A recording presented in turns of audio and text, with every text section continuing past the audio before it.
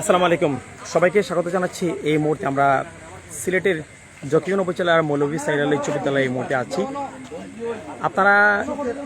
আপনাদেরকে দেখাচ্ছি এই মুহূর্তে বিশাল একটি প্যান্ডেল বানানো হচ্ছে, যেখানে পূর্ব সিলেটের মধ্যে সবচেয়ে একটি বড় একটি গ্যাদারিং অনুষ্ঠিত হতে যাচ্ছে। অর্থাৎ আগামী বৃহস্পতিবার 14 আগস্ট রহমান ফাউন্ডেশনের উদ্যোগে পূর্ব সিলেটের মধ্যে এত বড় একটি চক্ষু সেবা অনুষ্ঠিত হচ্ছে, যেটি ফ্রি চক্ষু সেবা অনুষ্ঠিত হচ্ছে, যেখানে সহযোগিতা করছে ফাহিম আল ইসহাক চৌধুরী ট্রাস্ট।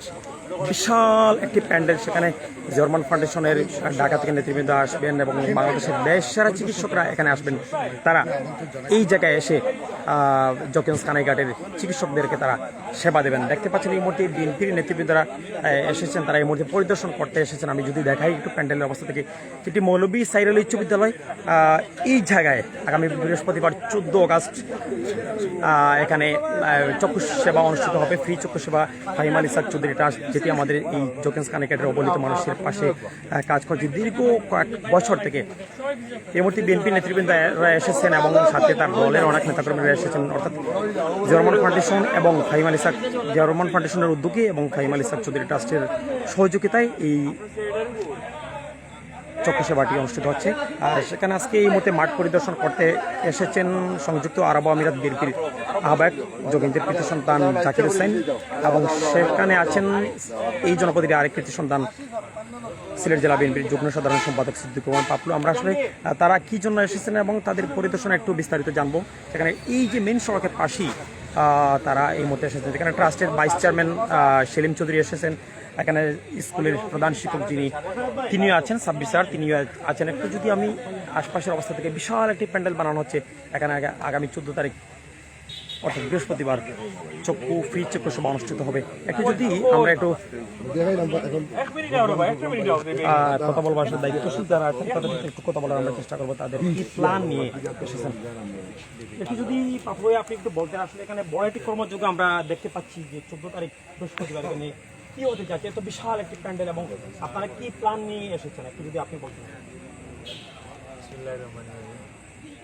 এখানে একটা ঐতিহ্যবাহী মানব সেবামূলক একটা ট্রাস্ট আছে আমাদের এখানে, ঐতিহ্যবাহী ফাহিম আল চৌধুরী ট্রাস্ট। ট্রাস্টের দায়িত্বশীল ব্যক্তিবর্গ সহসভাপতি সহ আছে। জিয়াউর রহমান ফাউন্ডেশন তাকে সাদরে গ্রহণ করেছে। এটাই হলো আমাদের সবচেয়ে সুখের খবর, সবচেয়ে আনন্দ আর উৎফুল্লর উচ্ছ্বাসের খবর হলো জিয়াউর রহমান, শহীদ রাষ্ট্রপতি জিয়াউর রহমানের প্রয়াত হওয়ার পরে ভারপ্রাপ্ত চেয়ারম্যান শহীদ রাষ্ট্রপতি জিয়াউর রহমানের একমাত্র সন্তান এই মুহূর্তে দেশনায়ক তারেক রহমান যে ফাউন্ডেশনের চেয়ারম্যান, ডক্টর জুবাইদা রহমান যে ফাউন্ডেশনের ভাইস চেয়ারম্যান, তারা ফাহিম আল ট্রাস্টকে সাদরে গ্রহণ করে তার সাথে যে আর্থমানবতার সেবায় যে আমাদের কর্মকাণ্ড জিয়াউর রহমান ফাউন্ডেশন সারা দেশব্যাপী যেটা পরিচালনা করে আসছে দীর্ঘদিন যাবৎ, মানুষের কল্যাণে কাজ করে আসছে, রাজনীতির ঊর্ধ্বে রেখে, রাজনীতিকে নিরুদ্দেশ করে, রাজনীতিকে দূরে রেখেও জিয়াউর রহমান ফাউন্ডেশন অকাতরে কাজ করে যাচ্ছে।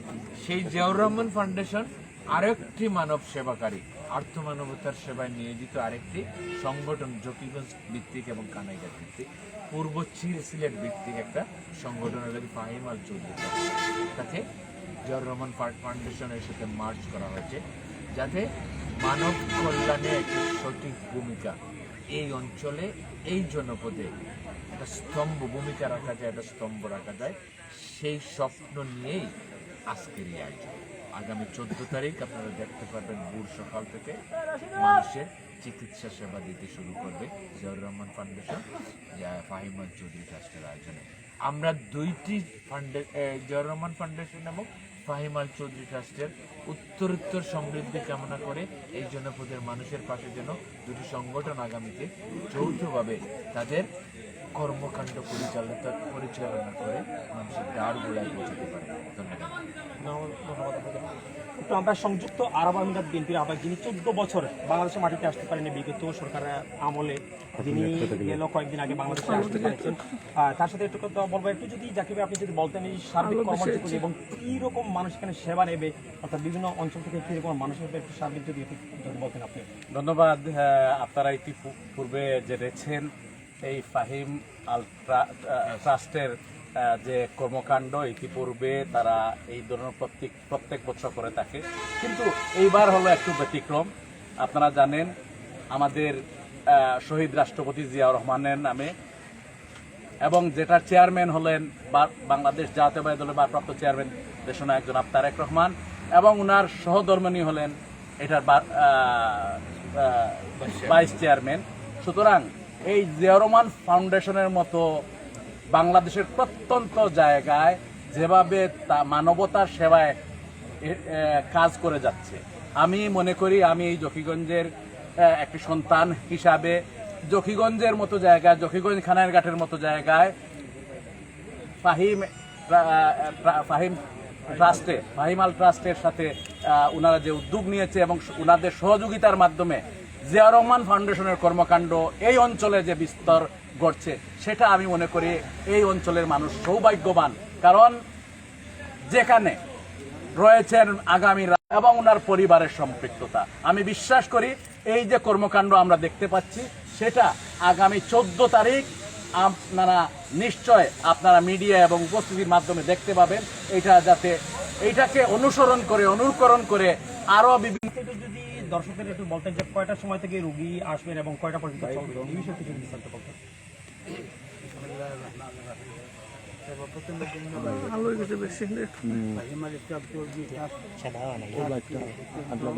আন্তরিকতা জিয়াউর রহমান ফাউন্ডেশন গ্রহণ করে যে উভয় উদ্যোগে আমাদেরকে আমাদের এই পত্র এলাকার সামনের দিকে দান করতে জন্য আন্তরিক ট্রাস্টের ভাইস চেয়ারম্যান হিসাবে আমি অত্যন্ত ধন্যবাদ জ্ঞাপন করছি জিয়াউর রহমান স্মরণে জিয়াউর রহমান ফাউন্ডেশন তারেক জিয়া এবং সহ ওনাদেরকে ধন্যবাদ জ্ঞাপন করছি। আমরা মূলত সকাল 10টা থেকে আমরা কয়টা পর্যন্ত চলবে? আমরা কার্যক্রম যদি বেশি আছে তাহলে আমরা সময় বৃদ্ধি করবো, এতে রাত যদি 8টা হয় আমরা পিছু হবো না, আমরা চালিয়ে যাব। এবং 8টি কেন্দ্রে আমরা এরপরে আর কি বিভিন্ন তারিখে 8টি কেন্দ্রে আমরা পরিচালনা করব এবং মূল উদ্বোধনী এবং চমক হবে সেই উচ্চ বিদ্যালয়ের সম্মুখে। তাই কোনো ধরনের যে কোনো স্থান থেকে রুগী আসলে আমরা দেখাতে বাধ্য। ইনশাআল্লাহ রুগী যারা আসে আপনারা সেই সালামতে আসবেন, আমরা যথাসাধ্য আপনাদের সেবা করার চেষ্টা করব। সবাইকে ধন্যবাদ। ধন্যবাদ আপনাকে। যদি আসলে মূলত 14 তারিখ বৃহস্পতিবার এই জায়গায় এই প্রোগ্রামের উদ্বোধন হবে এবং অর্থাৎ 8টি জায়গায় তারা মেডিকেল ক্যাম্প করবেন দক্ষিণ এবং খানাইঘাট। এর পরবর্তী বিভিন্ন তারিখে তাদের বেশ সেরা অনেক গুণী চিকিৎসকরা এইখানে চিকিৎসা সেবায় দেবেন, অর্থাৎ চক্ষু সেবায় যারা আছেন, যারা বাংলাদেশের বিশেষত চক্ষু ডাক্তার চিকিৎসক যারা আছেন তারা মূলত এই জায়গায় আসছেন। এখানে তাদেরকে অর্থাৎ যাদের কি অপারেশনের প্রয়োজন হবে এখান থেকে নিয়ে তারা ডাক্তাররা যাদেরকে সিলেক্ট করবেন সেখান থেকে নিয়ে তারা অপারেশনের জন্য অন্য জায়গায় নিয়ে অপারেশন করাবেন। এর আগে ওষুধপত্র এবং অর্থাৎ চক্ষু নিয়ে যেসব সেবাগুলো সব চক্ষু সেবা এই জায়গায় নেবেন। 14 তারিখ মৌলভী সাহেব উচ্চ বিদ্যালয়, অর্থাৎ এই দিনে এখানে উদ্বোধনী অনুষ্ঠান হচ্ছে, এই দিনে এখানে চলবে। এর পরবর্তীতে 15 তারিখ যুবকালী মাধ্যমিক বিদ্যালয় বগুড়াজার, সেখানে সকাল থেকে শুরু হবে। এর পরবর্তীতে আছে 22 তারিখ বীরদল খানাইঘাটের বীরদল অগ্রগামী উচ্চ বিদ্যালয়, সেখানে তাদের প্রোগ্রাম হচ্ছে অর্থাৎ চক্ষু সেবা। এর পরবর্তীতে আছে জকিগঞ্জের ইউনিভার্সিটি, সেখানে হাফিজ আহমেদ মজুমদার অর্থাৎ বিদ্যানিকেতনে সেখানে প্রোগ্রাম হবে। এর পরবর্তীতে আছে 30 তারিখ শাহজালাল সাত্তারিয়া দাখিল মাদ্রাসা, যেটি বড়দেশ কানাইঘাটের। এর পরবর্তীতে আছে শনিবার অর্থাৎ 6 সেপ্টেম্বর মুলাগোল কানাইঘাটের মুলাগোল উচ্চ বিদ্যালয়। এর পরবর্তীতে আছে জামিয়া আসাদিয়া দারুল উলুম মাদ্রাসা মহিলা টাইটেল মাদ্রাসা অর্থাৎ কানাইঘাটের চতুর্বাজারে।